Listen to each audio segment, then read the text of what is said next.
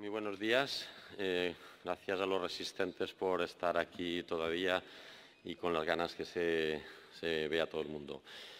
Estamos en los servicios de preventiva, en las áreas de salud, en diferentes puntos de la Administración, realizando actividades cada vez más inerciales, podríamos decir.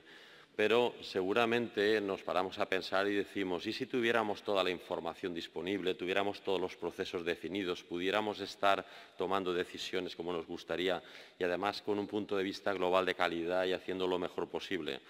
Bueno, pues probablemente es un nuevo paso en el que tenemos que pensar. Para ello, yo voy a decir muy poco, pues se presentarán por sí mismas, ya lo veréis.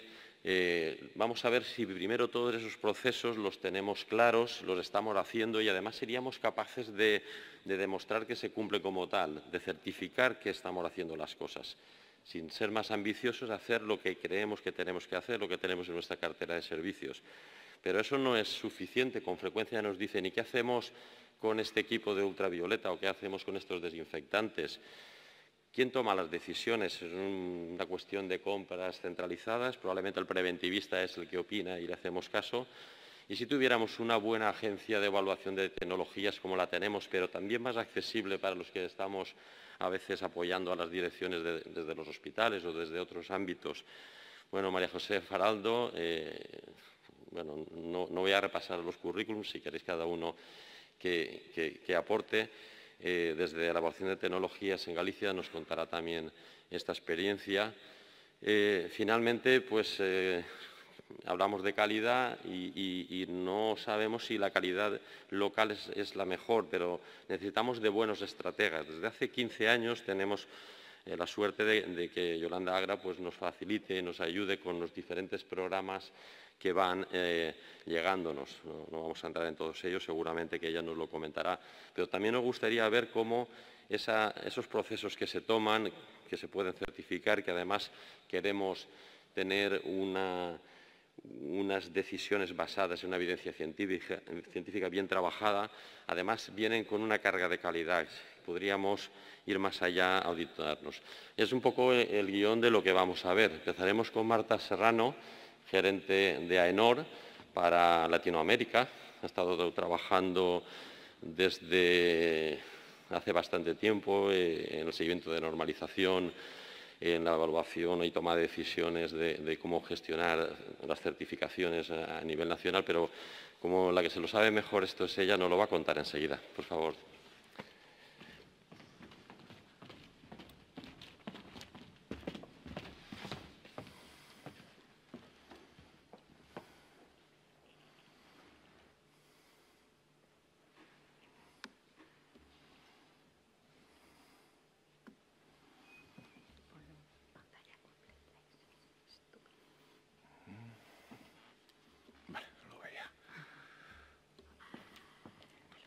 Muy buenos días a todos. Muchísimas gracias a la Sociedad Española de Medicina Preventiva y Gestión Sanitaria, que me gustaría ya empezar a llamarla así, y, por supuesto, a todos ustedes por resistir, como decía Rafael, y acompañarme en concreto a mí como parte de una entidad de certificación y conocedora del ámbito de la normalización.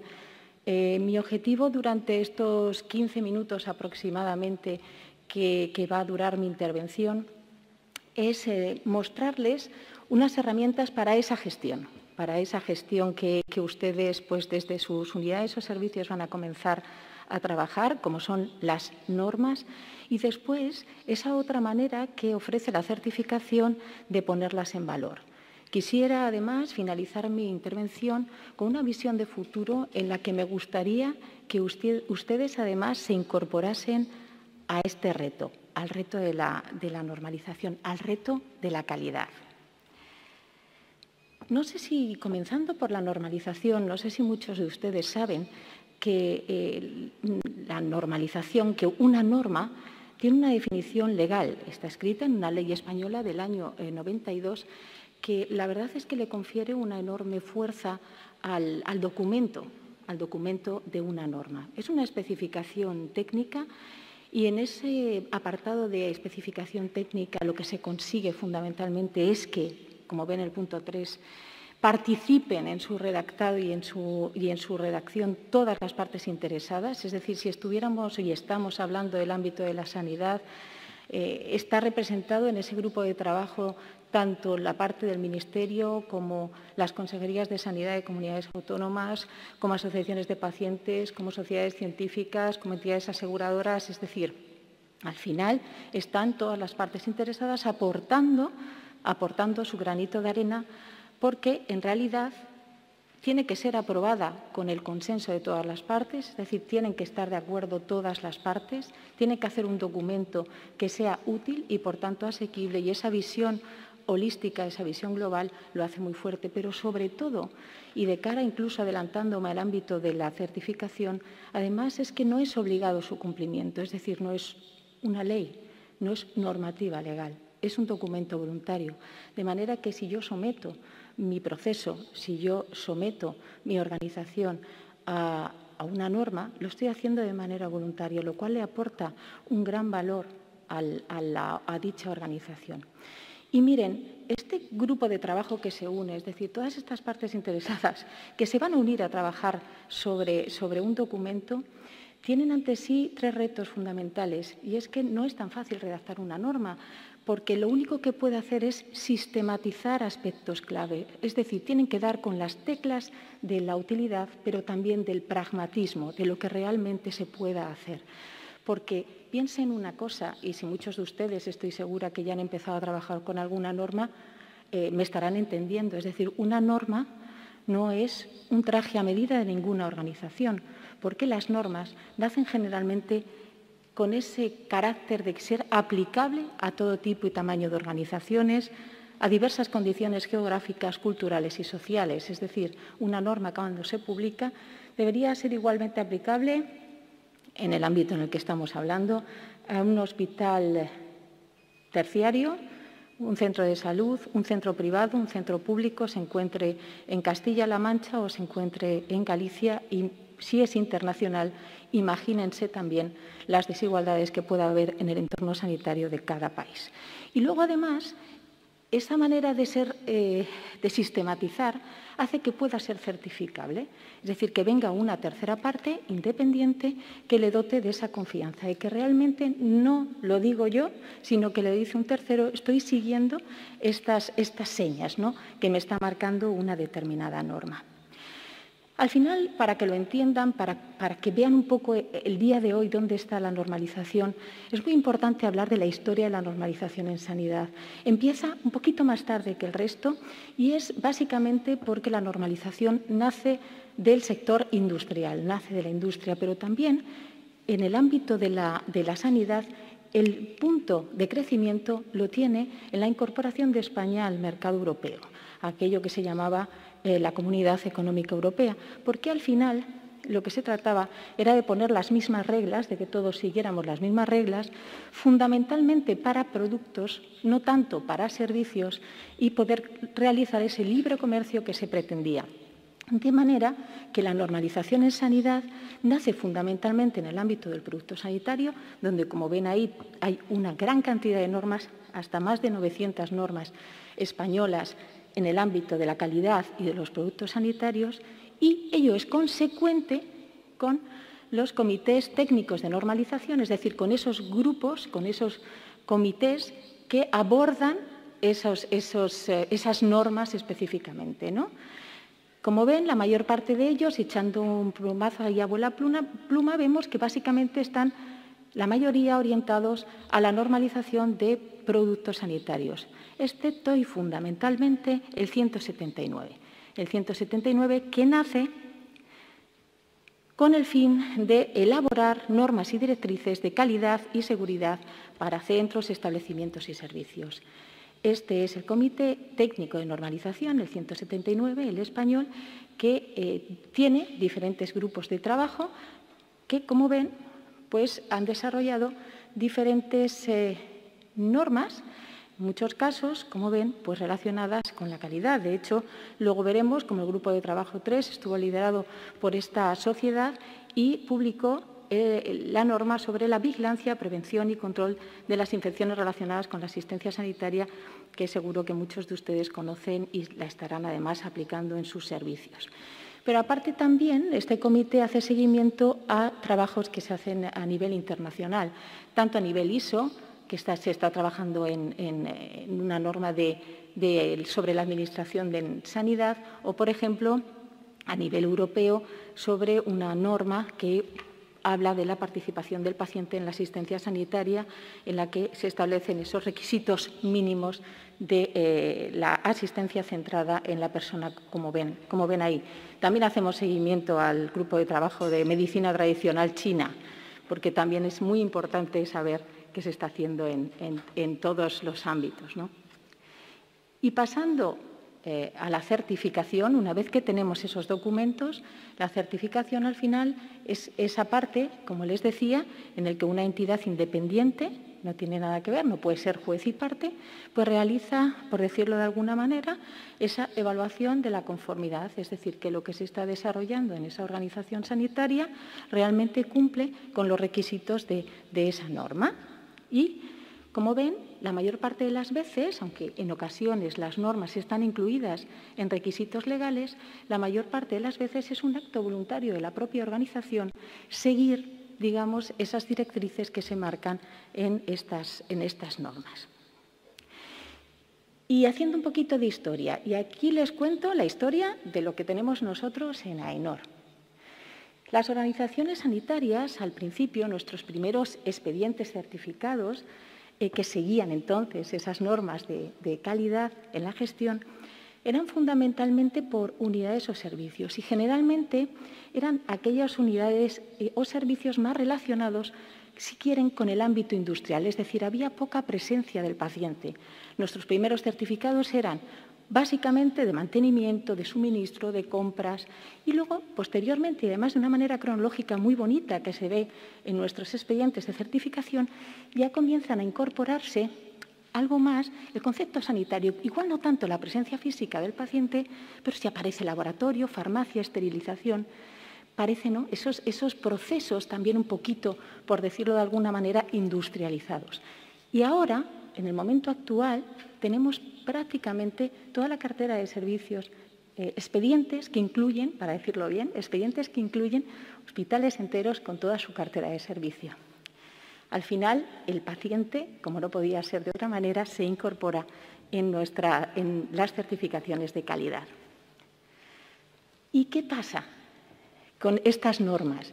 ¿Cuáles son las normas que más se certifican? Pues miren, datos de AENOR también, nuestra experiencia, que tampoco es distinta a los datos de ISO, los informes que la Organización Internacional de Normalización da. Básicamente, las organizaciones sanitarias, más del 50%, ya lo ven ahí, el 65% aproximadamente de todos nuestros expedientes de organizaciones sanitarias, insisto, se certifican en la ISO 9001, en la certificación de calidad. Y luego, por ese cambio también un poquito de las propias organizaciones, y yo diría también de los profesionales sanitarios, pues se amplían las certificaciones porque también existe un concepto, digamos, más transversal de lo que es una organización casi como empresa. Se comentaba en la mesa anterior, parece que tenemos que implicarnos. Es importante que desde la gerencia se administre la organización, además, con personas que conozcan un poco todo el ámbito de establecer prestación de calidad. Así vemos como la segunda, como fuente generadora además de residuos y de residuos muy importantes, pues muchas organizaciones sanitarias han empezado a preocuparse por su gestión medioambiental y la segunda certificación más frecuente es la ISO 14001, que trata específicamente la gestión medioambiental. Luego, como ven, pues tenemos de todo, pues también accesibilidad, que los hospitales sean accesibles, como no. También, por ejemplo, la seguridad alimentaria, la seguridad de la información. Ven que poco a poco abren un poco la mira de la propia gestión de las organizaciones, incluyendo estas herramientas para la gestión, que son las normas, que aseguren esa parte. ¿Y por qué la ISO 9001? ¿Y por qué también, a lo mejor, una integración que hemos visto que puede ser también origen de la propia normalización, pero también puede ser por la propia norma. La norma al principio surgió fundamentalmente para ese control de calidad, pero ahora esta norma ISO 9001 gestiona la calidad. Y la gestiona, además, eso sí que me gustaría reflexionar con ustedes, en la nueva versión del 2015 incluye 3 conceptos que la hacen muy nuestra, muy del sector sanitario. Miren, por una parte, obliga a las organizaciones que quieran incorporar este tipo, gestión bajo esta norma, a realizar un análisis del contexto. Es decir, al final es una norma integradora. Aunque la hagamos en una unidad o servicio, permite incorporarnos a la propia gestión de toda la organización. Incluye el concepto de partes interesadas, es decir, en mi gestión no solamente están los resultados de mi servicio, sino también las partes interesadas. Y, sin duda, nuestra parte interesada como médicos es el paciente, que es nuestro centro y razón de ser. Y hay una parte muy, muy, muy importante que tienen todas las normas ahora, que es esta parte de gestión de los riesgos. Los riesgos, por supuesto, en nuestra actividad sanitaria, en nuestra actividad clínica, sabemos cuáles son. Pero imagínense, incorpora el concepto de oportunidad y un concepto que ustedes además tienen en el ADN seguro, que es el de la oportunidad. La oportunidad vista desde el punto de vista de la norma, que es de proactividad, de prevención en estado puro, de un análisis proactivo de los riesgos para evitar que sucedan. De manera que la 9001, en su nueva versión, nos ayuda mucho más en el ámbito de la sanidad. Si hacemos una lectura comprensiva, podemos verla en nuestra propia actividad. Es mucho más fácil de integrar. Pero también nuestra actividad, y lo decía Rafael un poco en la introducción, ¿no? Nuestra calidad, lo que es la calidad asistencial, se ve influenciada en muchos casos por planes estratégicos. Aquí se ha puesto un poco como en cadena. Pueden ser a nivel internacional, europeo, de ministerio, comunidad autónoma. A veces incluso hay decretos que se publican por comunidad autónoma que ya nos dicen, oye, que tenéis que tener en cuenta la seguridad del paciente, que es muy importante la calidad asistencial. Incluso hay leyes mucho más macro. Pero de una u otra manera se va incorporando en la calidad asistencial en nuestra actividad una serie de ítems que ya no son tanto del ámbito voluntario, sino que son instados por normativa ya reglamentaria. Pero también tenemos las normas, tenemos estas otras herramientas. Estas son las normas que tenemos ahora, digamos, más orientadas al ámbito sanitario, a la prestación de la asistencia sanitaria. Y muchas de ellas, por ejemplo, la 179.006, que están motivadas, dirigidas, la presidencia del comité del grupo de trabajo estaba realizado por la Sociedad Española de Medicina Preventiva, Salud Pública e Higiene, por entonces, que era la de vigilancia, prevención y control de las infecciones relacionadas con la atención sanitaria en hospitales. Pero, como ven, hay muchas más. Desde la última, por ejemplo, que les cuento, son, por ejemplo, la sistemática para la gestión y sanidad de las unidades de nutrición clínica y dietética en adultos. Es decir, al final, todo este número de normas, específicamente de ámbitos o de procesos sanitarios de la asistencia sanitaria, significa que el personal sanitario cada vez está más implicado y cree en estas herramientas de ayuda y trata de utilizarlas para consensuar o para poner en valor su actividad. Les he traído dos que además he visto que sistemáticamente en los DAFOs de la mesa anterior salía como una oportunidad para liderar otra parte de su actividad, que es la parte de la seguridad del paciente. En el año 2013 se revisó esta norma, que nació antes, unos años antes, y que establece estas líneas. Solamente les he traído, no teman, les voy a explicar la norma entera, solamente explicarles que este es el cuerpo de la norma. Señalo fundamentalmente el punto 4 y el punto 5 para que vean el abordaje que pretende. En el punto 4 lo que establece son los elementos estructurales para la gestión, una parte como mucho más de recursos, y luego baja a lo que es el propio proceso de la gestión de riesgos para la seguridad del paciente, desarrollándolo en el punto 5. Y hay dos herramientas de ayuda. Yo les he dicho, y seguro que si se las les van a estar de acuerdo conmigo y se acordarán, que no es un traje a medida, pero tiene herramientas de ayuda. Y una de ellas, y siempre lo aconsejo, es que se lean los términos y definiciones, porque vienen muchas notas de ayuda, pero también hay, como ven aquí, los anexos, que son informativos, que proceden de la experiencia del grupo de trabajo, que, como les he dicho, son expertos en la materia, de todas las partes interesadas externas, y que ponen a disposición de quien quiera aplicar esta norma.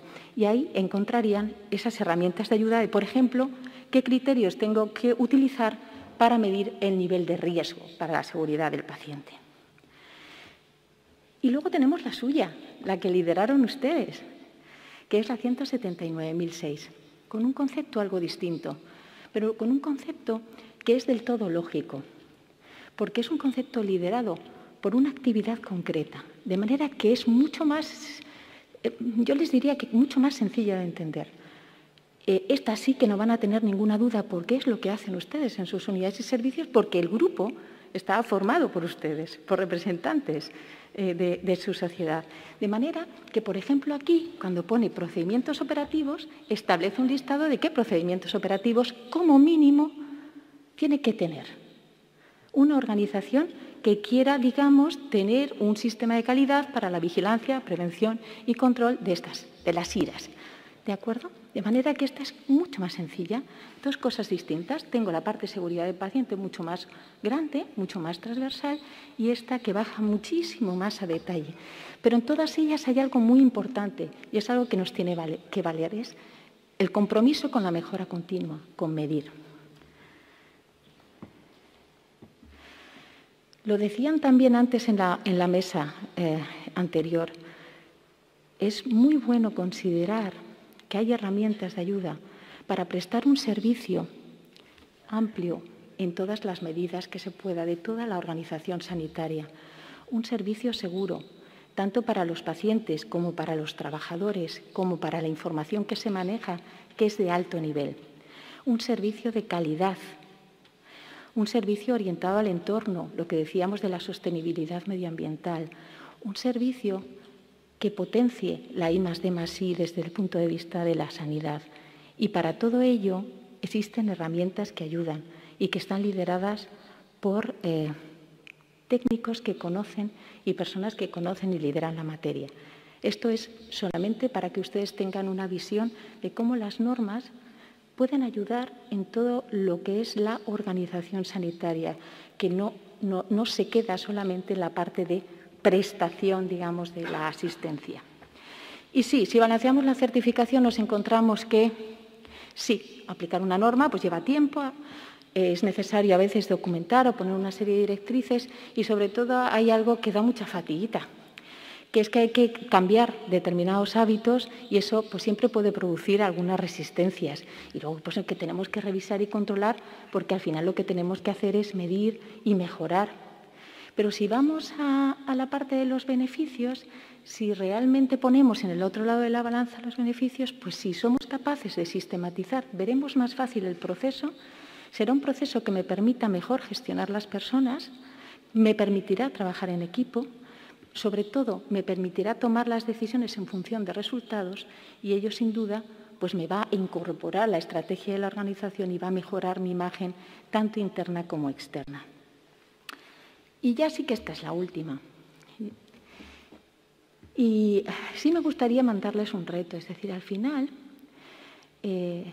tenemos que continuar la historia de la normalización y de la certificación en el sector sanitario no termina, no ha hecho más que empezar y en muchos casos sí que es cierto que tenemos que visualizar el entorno que nos rodea y determinar las tendencias que hay para poder realmente adecuar nuestra prestación de la asistencia sanitaria con vías de calidad y siendo esos puntos en los que realmente se aporte valor.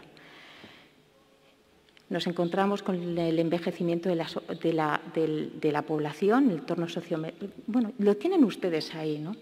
Pero sobre todo, también hay una parte que quisiera reflexionar con ustedes, porque ya en parte se está trabajando, y es que al final, en normalización, también hemos aprendido de las lecciones de esta pandemia.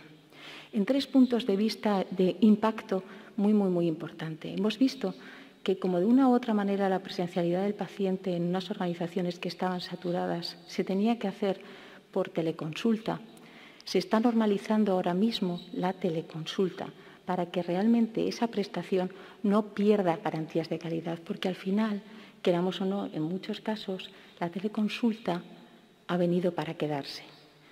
Por otra parte, también es muy importante fomentar la resiliencia de las organizaciones sanitarias y se está trabajando también en esta línea. Es decir, al final nos hemos encontrado con organizaciones sanitarias absolutamente bloqueadas que no estaban preparadas simplemente porque no tenían a lo mejor ni equipos de protección individual ni respiradores. Y por último, por tanto, trabajar la resiliencia.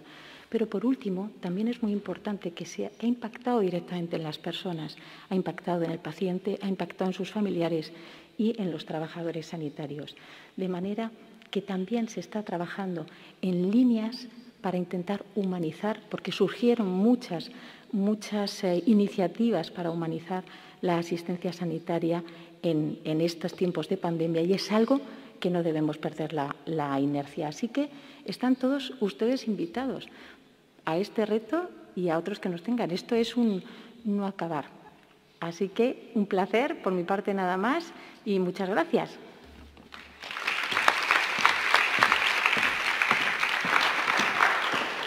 Vamos a hacer preguntas al final, así podemos gestionar mejor el tiempo. María José, por favor.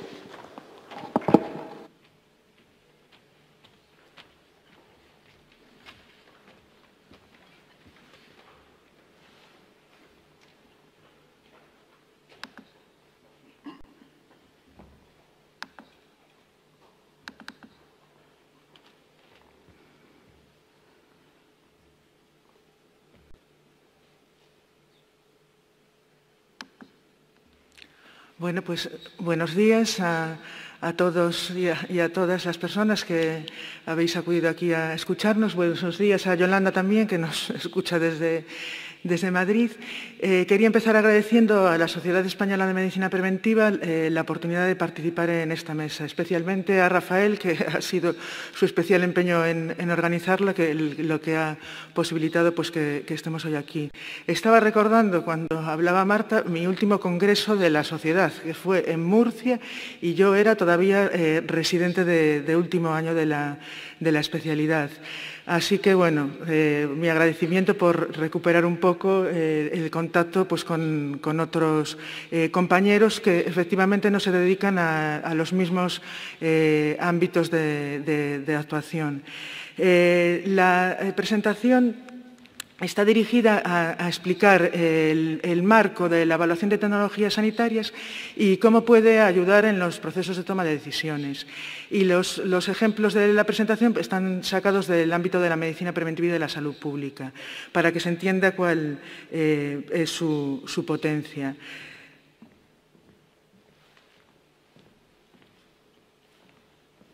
Perdón.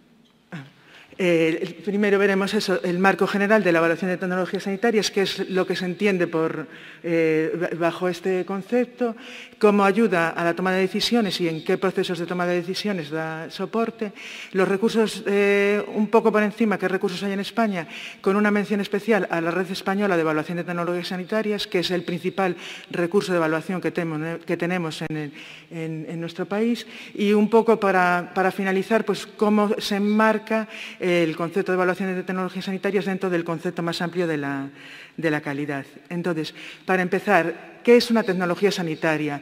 A veces, desde fuera del ámbito de la evaluación, se escucha hablar de tecnologías sanitarias y parece que se está hablando de gadgets, aparatos o temas relacionados con salud digital y cosas tecnológicas. Y no es así. Una tecnología sanitaria dentro del ámbito de la evaluación se considera cualquier intervención que tenga como finalidad conseguir resultados en salud. O sea, que un repelente antimosquitos, un programa de deshabituación tabáquica o un sistema de control de la infección nosocomial serían tecnologías sanitarias susceptibles de evaluarse. Bajo este paraguas de lo que es una tecnología sanitaria, ¿qué es lo que se entiende por evaluación? En el campo de la evaluación de tecnologías sanitarias pasa un poco, el concepto de evaluación le pasa un poco como al concepto de calidad, que se ha definido desde múltiples perspectivas y en muchos contextos. Pero desde el año pasado, en el 2020, un panel de expertos a nivel internacional hicieron un grupo de trabajo y por consenso se ha llegado a esta definición que es la que utilizamos ahora todos en nuestro ámbito, que entiende que la evaluación es un proceso multidisciplinar que usa métodos explícitos para determinar el valor de una tecnología sanitaria en diferentes puntos de su vida. Ahora iremos explicando un poco cada uno de los puntos y tal para que no sea tan abstracto y se entienda bien.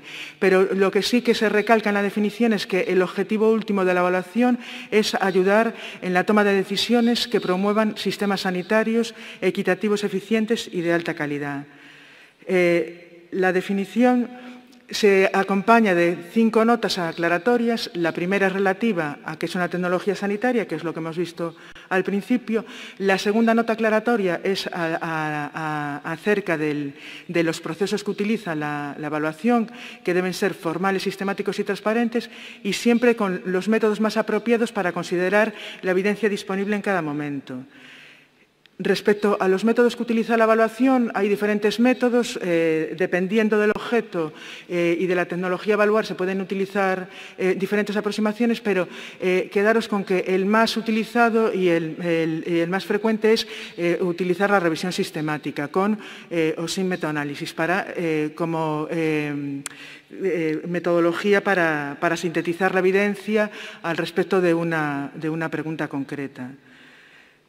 También se pueden utilizar métodos primarios, se pueden diseñar estudios o utilizar datos de registros para evaluar las tecnologías, pero no es lo habitual.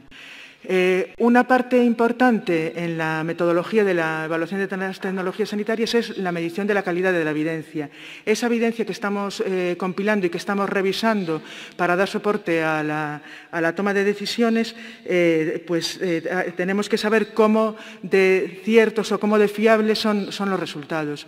Por una parte, se mide la calidad en los estudios individuales a través de las herramientas o escalas según el diseño.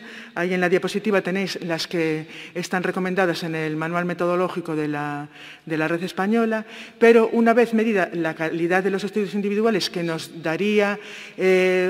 estaría informando sobre si nos podemos fiar o no de los resultados de esos estudios, si los resultados sobreestiman o podrían infraestimar el resultado, pues una vez que hemos evaluado esos estudios individuales, al estimar el efecto conjunto de los resultados, tenemos que evaluar también la calidad de ese estimador, que sería lo que se conoce como la evaluación de la calidad de la evidencia del cuerpo de evidencia, ¿vale? Que durante años ha habido también diferentes aproximaciones, recordaréis las aproximaciones que eran, pues que si eran ensayos clínicos era eso, que entonces el resultado era de alta calidad, etcétera, pero en los últimos años hay una convergencia hacia la metodología que ha propuesto el grupo GRADE, donde aparte del diseño de estudio se tienen en cuenta más cosas, como por ejemplo el riesgo de sesgo de los estudios incluidos, la coherencia de los resultados de todos los estudios, etcétera. Y clasifica los resultados de alta, moderada, baja o muy baja calidad. La nota tercera de la definición de evaluación haría referencia a las dimensiones que se utilizan para valorar las tecnologías sanitarias. Las evaluaciones siempre parten de examinar las consecuencias, tanto las deseadas como las no deseadas, del uso de las tecnologías en comparación con las alternativas. Pues si se está evaluando, pues, por ejemplo, una indicación de un antibiótico en el ámbito del mundo de la farmacología, pues habría que evaluar como posibles consecuencias indeseadas, pues, por ejemplo, la aparición de resistencias antibacterianas. O sea, siempre es no solamente los efectos que esperamos conseguir con la tecnología, sino otros efectos indirectos o inesperados. Normalmente las dimensiones que incluyen los informes de evaluación, las que se incluyen siempre siempre son eficacia y efectividad, la seguridad y una aproximación a los costes y al impacto económico de la tecnología. Y después, dependiendo de la tecnología a evaluar, puede haber otros apartados o otras implicaciones que se evalúen. Los informes y las evaluaciones se organizan formulando lo que conocéis como pregunta pico, donde se describe pues, la población a la que iría dirigida la tecnología, cuál es la intervención, es decir, cuál es la tecnología a evaluar, cuál es el comparador que vamos a utilizar y cuáles son los outcomes, cuáles son las variables de resultado que vamos a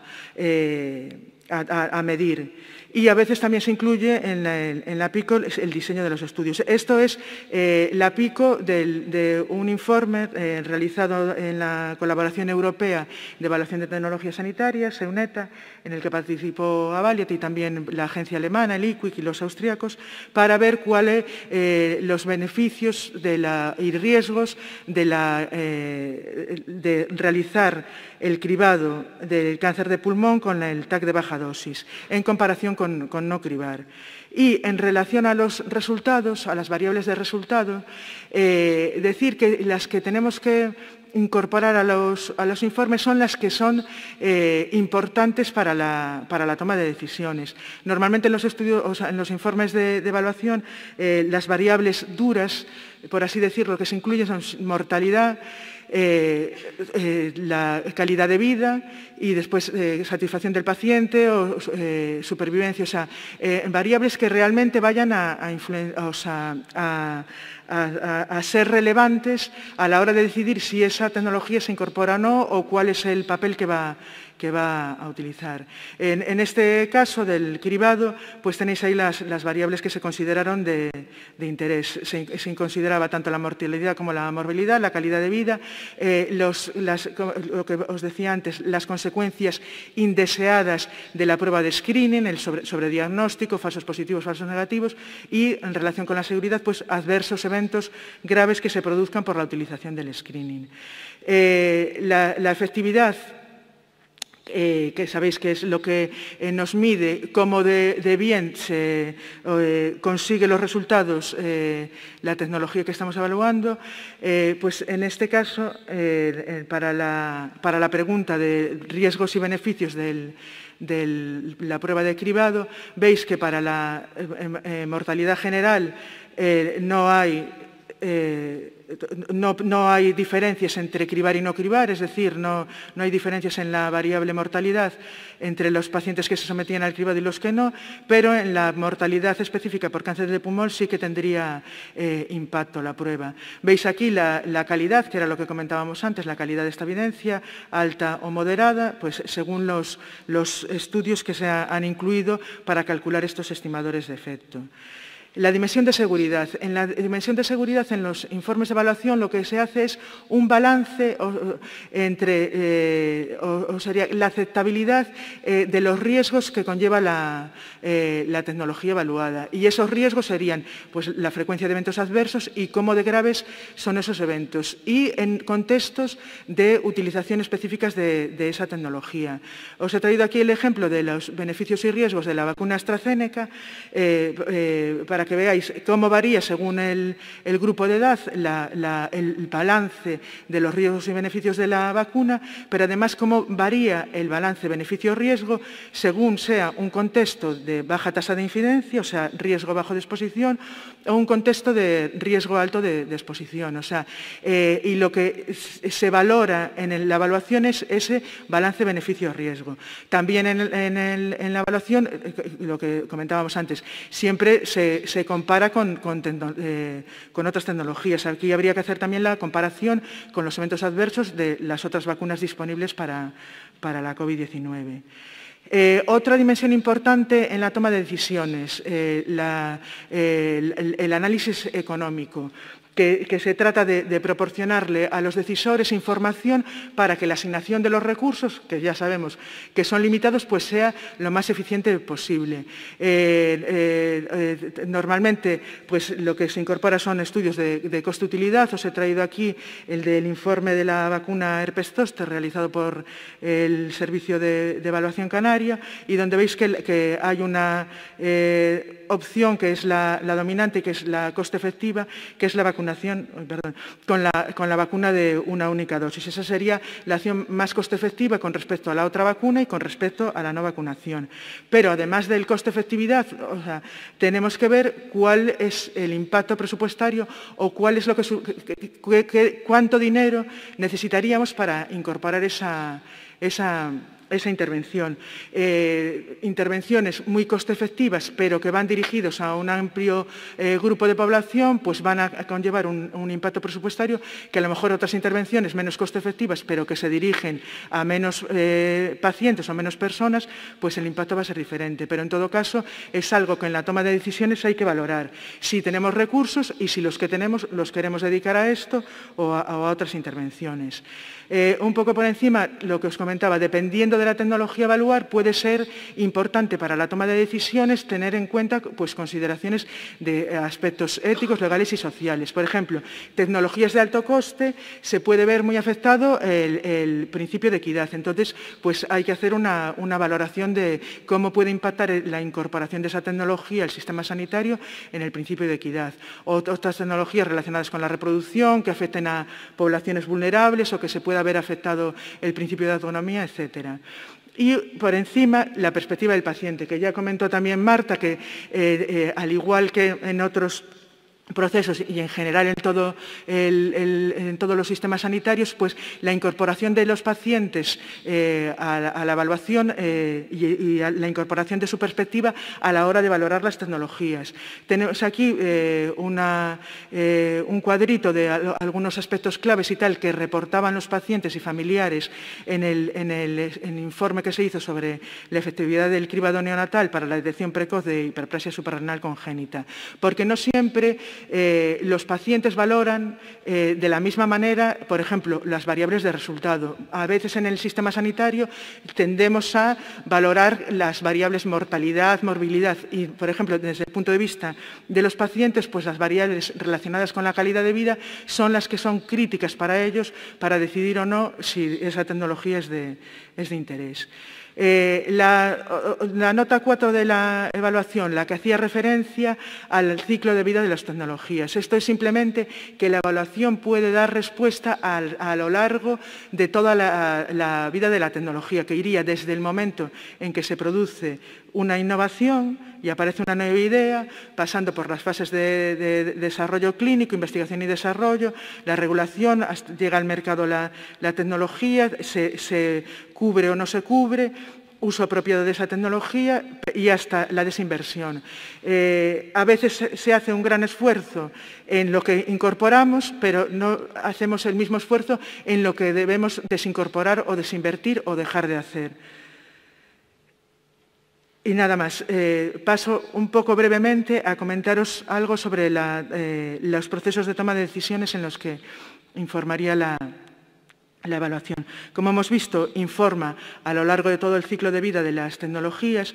Normalmente, lo que es la evaluación se ha separado de lo que sería la regulación. La regulación contestaría a la pregunta de si puede funcionar y si parece que puede funcionar y cumple los criterios de seguridad y eficacia, tendría acceso al mercado. Pero después habría que contestar todas estas preguntas para decidir si esa tecnología es de interés para de incorporarla y cubrirla, financiarla a nivel macro del Sistema Nacional de Salud, en qué condiciones habría que hacer la provisión de servicios, o sea, si funciona mejor que otras y en qué contextos, y en la prescripción que haría referencia a la práctica clínica, cuándo en el manejo de las condiciones utilizar esa tecnología. Entonces, algunos ejemplos y las tres grandes tomas de decisiones en las que informaría la evaluación. Primero, sobre las decisiones de financiación de cobertura de tecnologías, o sea, qué es lo que merece la pena que tengamos en cartera de servicios, pero no solo sobre lo que tenemos en cartera de servicios sanitarios, sino también cuáles serían aquellos programas de salud pública que podrían ser de más interés cubrir y financiar con dinero público. Tenéis aquí un ejemplo de cómo el análisis económico y cómo el análisis de coste-efectividad de diferentes informes, de un total de 19 informes de la Red Española, cómo este análisis de coste-efectividad influye en la inclusión y no inclusión en la cartera de servicios. Todo lo que era coste-efectivo y todo lo que era coste efectivo y no superaba los 25.000 euros por año de vida ajustado por calidad, que es lo que está dispuesta a pagar la sociedad española por cada año de vida ajustado por calidad, todo se incluía en cartera. Cuando no se cumplía este criterio de coste efectividad, pues ya se entraba a valorar otros contextos y podía incluirse o no podía incluirse. Vale. Eso en cuanto a las decisiones macro del sistema, pero también a nivel de los servicios sanitarios puede asesorar en las decisiones sobre adquisición o lo que veíamos de desinversión, a nivel de los servicios autonómicos de salud o a nivel de los hospitales. Os traigo aquí un ejemplo de la CADAT, que es la Agencia Canadiense de Evaluación de Tecnologías, sobre un informe sobre la efectividad y coste-efectividad y guías de uso para el uso de guantes desechables en la práctica clínica. Como hay otros ejemplos en relación pues, a la utilización de diferentes sistemas de desinfección de superficies o la utilización de diferentes productos antisépticos. Siempre, cualquier decisión que vayamos a tomar, siempre el enfoque de evaluación nos puede ayudar a sistematizar un poco y a tener la información que vamos a necesitar para tomar la mejor decisión. Y por último, las decisiones de la práctica clínica y de los propios pacientes acerca del uso apropiado de las tecnologías. Un poco sobre los recursos de evaluación. Los recursos pueden estar en los hospitales. Hay hospitales, pocos, pero hay hospitales que tienen unidades de evaluación hospitalaria. Las comisiones de farmacia de los hospitales hacen evaluación de tecnologías sanitarias centradas en el ámbito del medicamento. A nivel de las comunidades autónomas hay los servicios de evaluación y las agencias. Y al nivel del Sistema Nacional de Salud tenemos la Red Española de Agencias de Evaluación, que es la que lleva como más tiempo y más consolidada, y desde el año pasado pues también está la Red Española de Evaluación de Medicamentos. Y os voy a hablar un poquito de la Red Española de Evaluación de Tecnologías Sanitarias.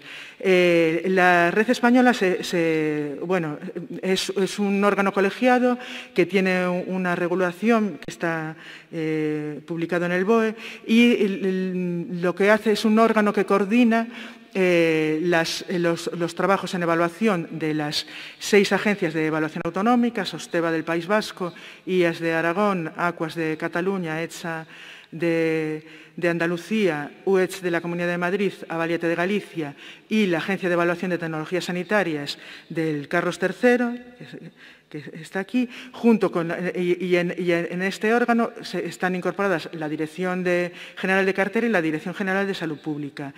Y lo que trata de Redes es de dar respuesta a las necesidades de evaluación en tecnologías no farma, o sea, están excluidas los medicamentos, pero el resto de tecnologías que hemos visto, que son unas cuantas, pues la red podría dar respuesta con sus informes a las necesidades que hubiera de toma de decisiones. Y para dar respuesta a esta toma de decisiones hay diferentes productos que que se desarrollan. Los más habituales son los informes de evaluación y las guías de práctica clínica, pero también puede haber otros productos, como por ejemplo los estudios de monitorización, que son estudios de seguimiento que se hacen cuando se incorpora al sistema una tecnología de la que existe incertidumbre sobre algún tipo de grado de su efectividad o del grupo de pacientes a los que tiene que ir dirigido, pues se hace un estudio de seguimiento y solamente los hospitales y los centros que forman parte de ese estudio de monitorización pueden utilizar esa tecnología y se monitoriza por una agencia de evaluación. Hay documentos de ayuda metodológica, con la metodología, diferentes herramientas de ayuda a la toma de decisiones, priorización, etcétera, y otras líneas que van surgiendo y que dan respuesta pues, a diferentes necesidades.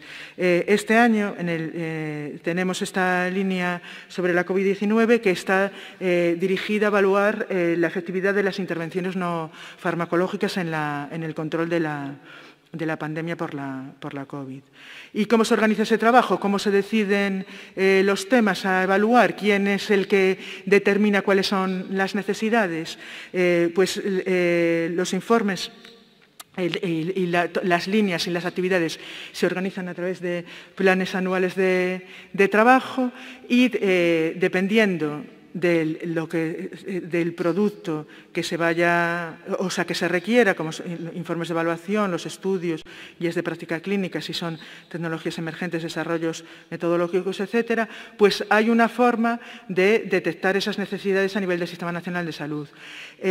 Para los informes de evaluación de tecnologías sanitarias, la Secretaría de la Red, en colaboración con la Dirección General de Cartera y en coordinación con los servicios de salud de las comunidades autónomas, pues abre un proceso para que las comunidades soliciten cuáles son sus necesidades de evaluación. Y ahí pues, cada comunidad autónoma pues, presenta lo que considera. Normalmente, por ejemplo, en el caso de la Comunidad Autónoma Gallega, pues se coordina desde la Dirección de Asistencia Sanitaria y se envía un correo a todos los áreas sanitarias y además a servicios centrales también y tal, solicitando cuáles pueden ser sus necesidades de evaluación de tecnologías.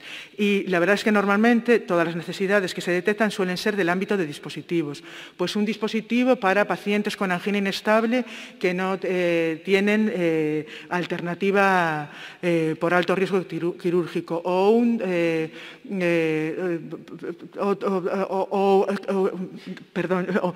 pruebas diagnósticas, cuál es la efectividad de la PEC-TAC para el diagnóstico de la enfermedad de Alzheimer, etcétera. Pero sí que estaría bien empezar a recibir peticiones también de otros ámbitos y ver que, bueno, eso ya lo comentaremos después en el coloquio, porque seguro que hay necesidades de evaluación y esta pues, es un recurso muy importante. Los informes realmente contemplan todos aquellos aspectos que se deben tener en cuenta para la toma de decisiones, con lo cual pues, es un recurso que tenemos y que tenemos que utilizar, dar a conocer y utilizar. De las peticiones que hay, pues no se pueden, los recursos son limitados, hay un presupuesto y entonces se somete a un proceso de priorización que es lo que finalmente se va a incorporar al plan de trabajo. Y una vez decidido cuáles son los temas que van a formar parte del plan de trabajo de cada año, pues la Secretaría Técnica de la Red y el Pleno, a través del Pleno, que es el órgano que reúne a todas esas agencias, más las direcciones generales del Ministerio, pues va asignando los temas a las agencias en función de su especialidad, o sea, su especialización y en función también del presupuesto del que dispongan en cada año. Esta es la página web de la red, donde tenéis todos los informes. Y ya para terminar, marcar un poco la evaluación dentro del concepto de calidad. Si la calidad se define eso como el grado en que los servicios asistenciales incrementan la posibilidad de alcanzar los resultados de salud deseados en individuos y poblaciones ajustándose a conocimientos basados en la evidencia, y los atributos de los servicios sanitarios de calidad es que sean seguros, efectivos, centrados en la persona, accesibles, aceptables hospitales eficientes y equitativos, pues espero que estéis de acuerdo conmigo en que la evaluación de tecnologías sanitarias es una herramienta muy útil en esta misión de conseguir unos servicios sanitarios de calidad. Y muchas gracias y las preguntas que queráis después.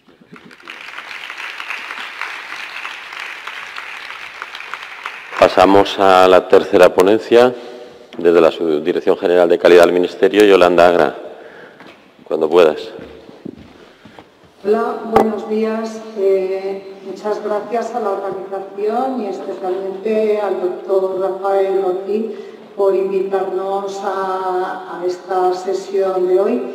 Yo quiero disculparme por no estar ahí hoy con ustedes, pero la agenda no nos lo permite y de hecho pues en media hora o 45 minutos aproximadamente tengo otra reunión. Bien, yo como se me había solicitado lo que voy a hacer es hacer una presentación de lo que hacemos en calidad asistencial.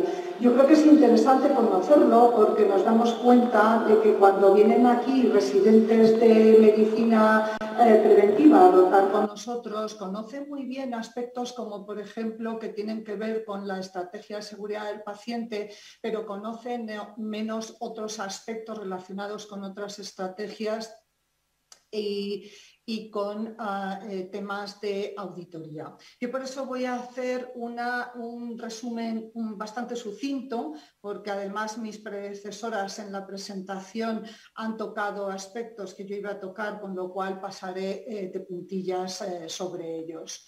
Bien, los aspectos de calidad asistencial desarrollados por el Ministerio de Sanidad están recogidos en diferentes normativas. Yo me voy a referir fundamentalmente a la Ley General de Sanidad de 1986, que era muy clara, y la ley más completa de calidad es la Ley General de Cohesión y Calidad del 2013, que explicitó de forma clara el desarrollo de una estructura de calidad y las competencias de calidad del Sistema Nacional de Salud. Actualmente, la calidad asistencial es una unidad que desde el Real Decreto de agosto del año pasado depende de la Subdirección General de Promoción, Prevención y Calidad y que tiene esas funciones que pueden ver ahí. Las competencias están aquí resumidas, hay alguna más, pero tienen que ver con el diseño, desarrollo y evaluación de las estrategias de salud, con contar con los pacientes para informarles y formarles para promover su empoderamiento, aspectos relacionados con la auditoría de los centros sanitarios. Trabajamos y colaboramos también con aquellas organizaciones e instituciones cuyo objetivo es mejorar la excelencia en la práctica clínica. Promovemos las buenas prácticas y las prácticas seguras y participamos a nivel internacional con diferentes organizaciones interesadas por la calidad y por la seguridad. Y tenemos algún aspecto también de actividad normativa relacionada con la calidad asistencial. Las estrategias de salud son actuaciones que responden a problemas prevalentes o de elevada carga familiar o carga sociosanitaria. Pueden ver en esta diapositiva las estrategias que estamos trabajando en este momento. Y he remarcado la de seguridad del paciente que venimos desarrollando desde el año 2006 y se ha actualizado para el periodo 15-20 y ahora tenemos ya un informe de evaluación que está siendo revisado por las comunidades autónomas y que luego les pasaremos también a su sociedad. Y la he remarcado porque en el marco de esta estrategia es donde venimos colaborando muy estrechamente con la Sociedad de Medicina Preventiva. Las estrategias de salud, por otro lado, pues lo que pretenden es disminuir la variabilidad en la práctica clínica basando sus recomendaciones en la evidencia disponible. ¿Cómo se trabaja en estas estrategias? Pues hay un comité, una coordinación técnica que está llevada por técnicos del Ministerio de Sanidad, una coordinación científica para la cual se seleccionan a clínicos expertos en la materia de reconocido prestigio, comité institucional que está representado por las personas que deciden las consejerías de salud en cada una de las comunidades. el comité científico, que está constituido por expertos de las diferentes sociedades científicas implicadas en cada estrategia, las asociaciones de pacientes y otros profesionales que pueden venir del mundo académico. ¿Cómo se trabaja en las estrategias? Esta es una organización típica que muchos de ustedes conocen porque es como se trabaja en programas específicos. La estrategia de seguridad del paciente es una estrategia que trabaja por programas, como por ejemplo el programa de higiene de manos, el programa de seguridad en cuidados críticos o el programa de cirugía segura. Y se trabaja a través de una coordinación a nivel del Sistema Nacional de Salud, en la que figuran miembros tanto técnicos del Ministerio de Sanidad como expertos de diferentes sociedades científicas que elaboran, pues digamos, los documentos, protocolos o pautas a desarrollar para implementar de forma adecuada el programa específico al que se refiera. Luego hay una coordinación también de las administraciones sanitarias a nivel de las comunidades autónomas, con expertos a nivel de la comunidad autónoma y coordinadores en cada uno de los centros sanitarios adheridos a estos programas, con lo cual se consigue un trabajo en red que permite un funcionamiento mucho más eficiente.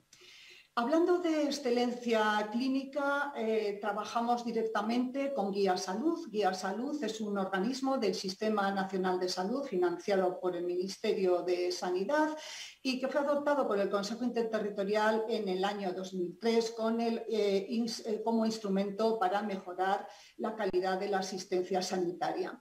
Guía Salud tenemos con Guía Salud una serie de líneas de actuación, como es la elaboración de guías de práctica clínica, que como sabes son recomendaciones basadas en la evidencia para mejorar la atención sanitaria, otros productos basados en la evidencia que son productos diferentes a las guías de práctica clínica pero que los complementan, y luego como continuación de la iniciativa del compromiso por la calidad de las sociedades científicas en España que se inició en el año 2013, se está trabajando con Guía Salud en las recomendaciones de no hacer. Recomendaciones de no hacer son aquellas que se efectúan sobre prácticas de escaso valor porque no han demostrado efectividad suficiente, pero que además pueden suponer un riesgo de daño al paciente.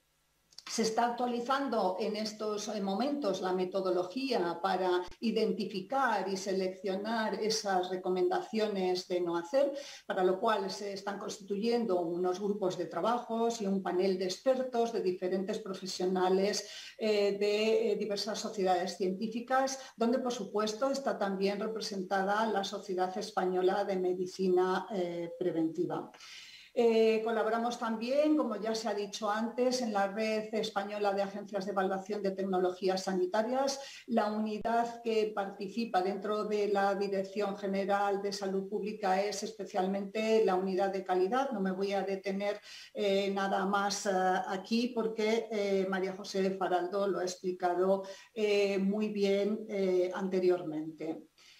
Con respecto a los compromisos normativos que el Ministerio tiene con respecto a la evaluación y acreditación de centros, servicios y unidades sanitarias, en este momento nos estamos centrando más especialmente en la evaluación de centros, servicios y unidades de referencia del Sistema Nacional de Salud, que lo que hacen es atender a pacientes que tienen enfermedades de baja prevalencia o alta complejidad.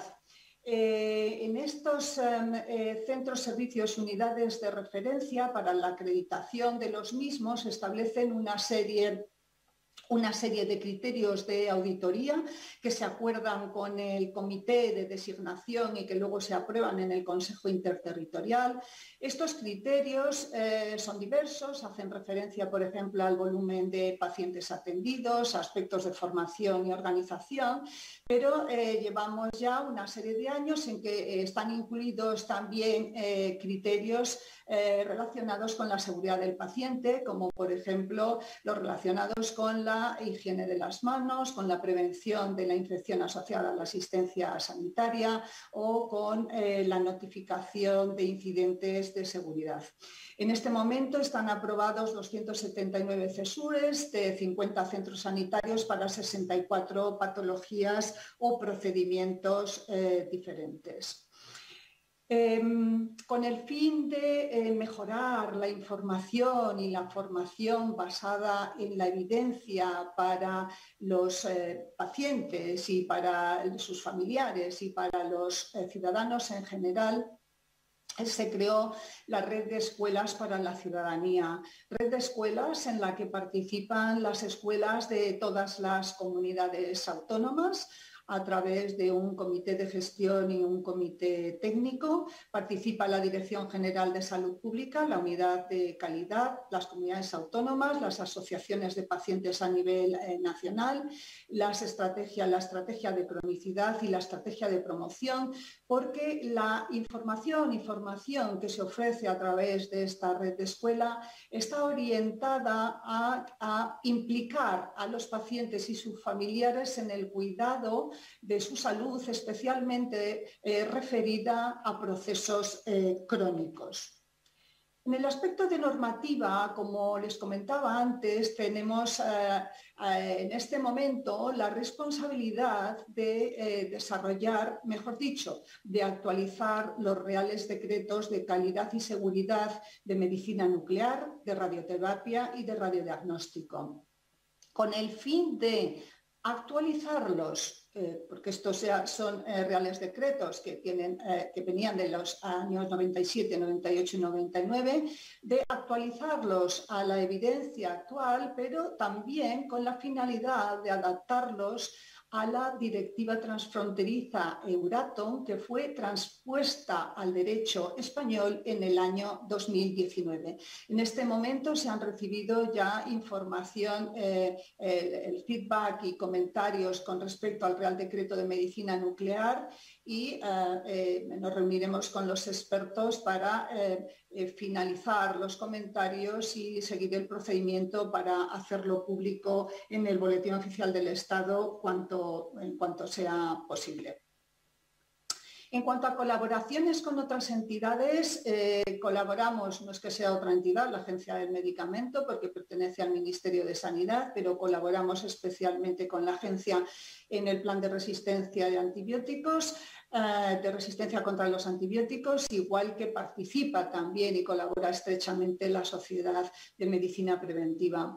Colaboramos con el Instituto de Salud Carlos III, fundamentalmente en el marco del programa EU4Health, que es el programa de salud, el cuarto programa de salud que sustituye a los programas de salud anteriores. Es un programa que está dotado con 5.000 millones de euros con el objetivo de mejorar la salud de los ciudadanos de la Unión Europea y de fortalecer los sistemas sanitarios. Este programa de salud, a través de este programa de salud, se desarrollan acciones como pueden ser las acciones conjuntas o programas concretos con una financiación específica. Colaboramos también con el Consejo de Seguridad Nuclear y con el Centro Nacional de Dosimetría en aspectos relacionados con la seguridad de las radiaciones ionizantes de uso médico. Y, como se ha comentado antes, somos vocales del Comité Técnico de Normalización 179 de Calidad y Seguridad en los Centros de Asistencia Sanitaria y formamos parte también como miembros del grupo de trabajo en el marco de este comité que se ha establecido para desarrollar unas normas de calidad y seguridad en teleconsulta con comunidades autónomas, donde están incluidos ahí representantes precisamente de seguridad del paciente de las comunidades autónomas y otras organizaciones e instituciones tanto del ámbito público como privado. Tenemos una gran participación a nivel internacional que se enmarca en diferentes redes de trabajo, acciones conjuntas o proyectos en cada una de las estrategias. Redes de trabajo que tenemos, por ejemplo, el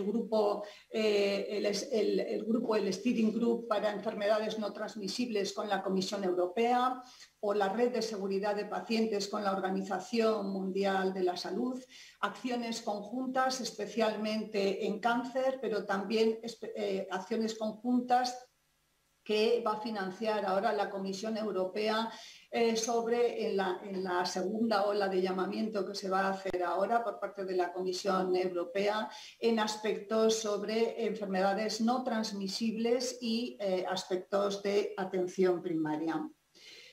Bien, el 11 de marzo de 2020, como saben ustedes, la Organización Mundial de la Salud declara que la infección por SARS-CoV-2 es una pandemia y a partir de ahí nuestro sistema sanitario, como otros sistemas sanitarios, entró en crisis y muchos de los servicios sanitarios y también los servicios de salud pública se colapsaron.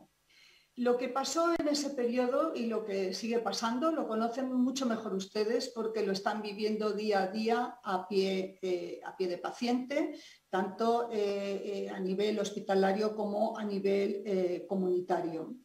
Hay que decir y recordar que los programas que se venían desarrollando, podemos decir, que se han visto arrasados por la situación de crisis pandémica. En estos momentos lo que estamos haciendo es analizar qué es lo que ha pasado y ver qué planes de acción podemos llevar a cabo.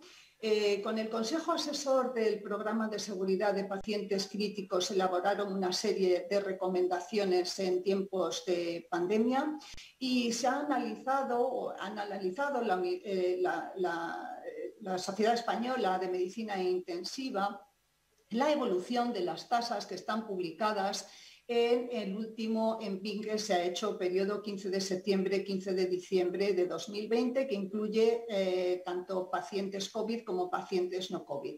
Como pueden ver, tanto las tasas de bacteriemia primaria como de neumonía asociada a ventilación mecánica o de infección de tránsito urinario por catéter, que habían disminuido y venían manteniendo unas tasas bastante aceptables, han aumentado más de un 100% en las tasas de bacteriemia previa y de neumonía asociada a ventilación mecánica y alrededor de un 70% en las tasas de infección de tránsito urinario.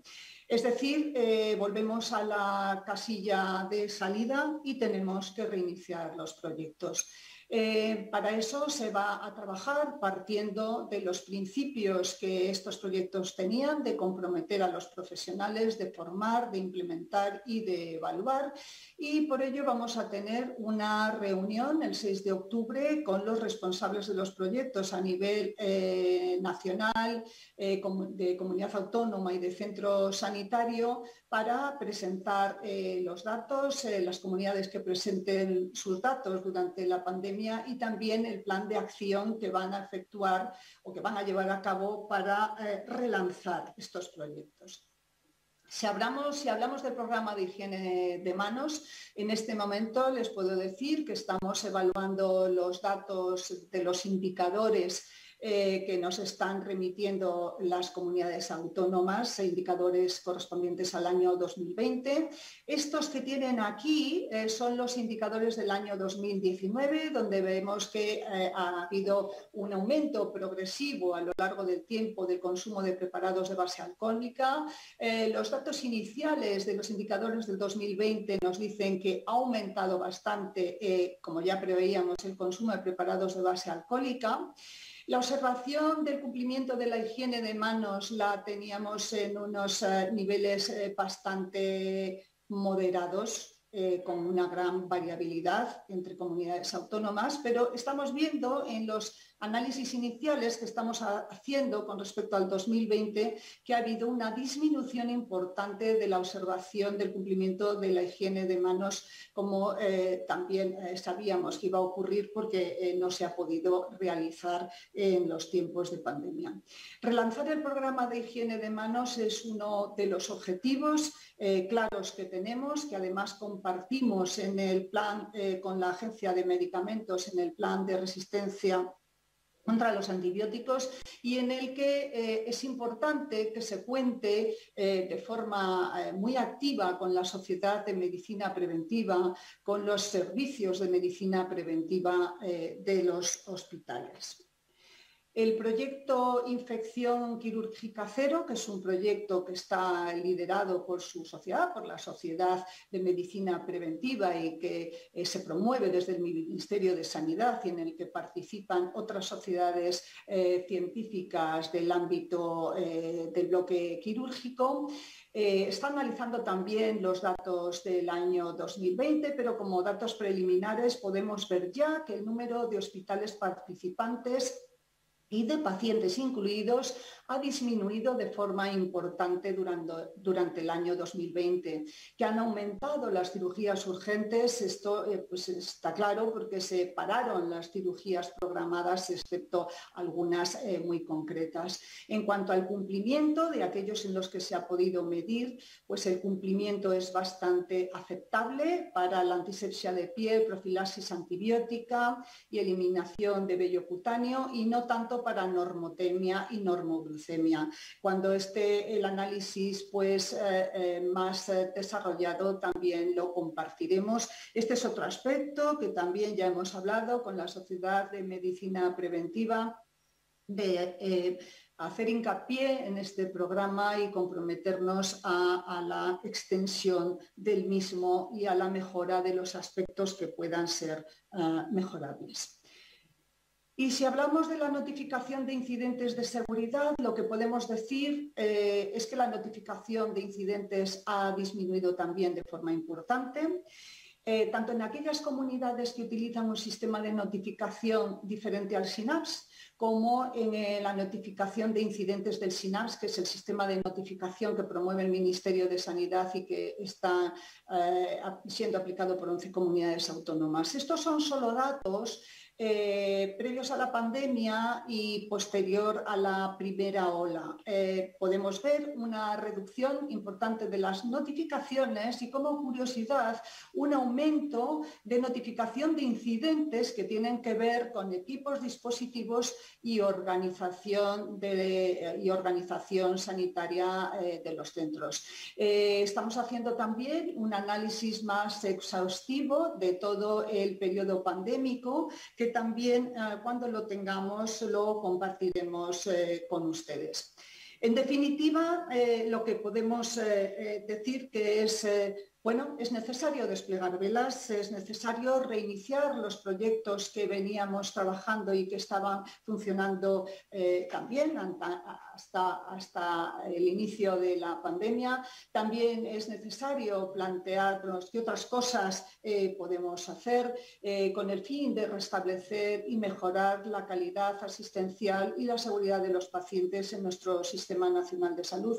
Y para ello queremos seguir contamos, ya lo sabemos, con la colaboración y acuerdos puntuales que podamos tener con la Sociedad Española de Medicina Preventiva, Salud Pública e Higiene. Supongo que sigue siendo el nombre así, aunque he entendido que igual se modifica. Bueno, pues muchísimas gracias y quedo atenta a las preguntas que pueda haber.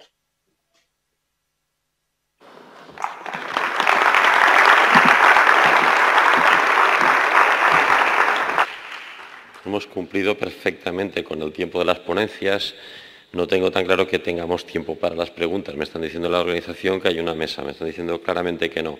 Pero las vamos a hacer, no ahora. Os voy a pedir que las mandéis a la nueva web, por ejemplo, a info de la sociedad. La transmitiremos a los ponentes, a los cuales, lógicamente, aprovecho para agradecerles su colaboración, su presentación magnífica y yo creo que muy interesante y muy oportuna en el momento actual, y que la Sociedad Española de Medicina Preventiva, Salud Pública y Gestión Sanitaria desde ayer pues está plenamente implicada en aspectos cada vez más relacionados con los que se han tratado a lo largo del Congreso. Si os parece, quedamos así. Mandáis las preguntas y se las haremos llegar a Marta, a María José y a Yolanda para que las podamos responder. Pasamos a la siguiente sesión del Congreso.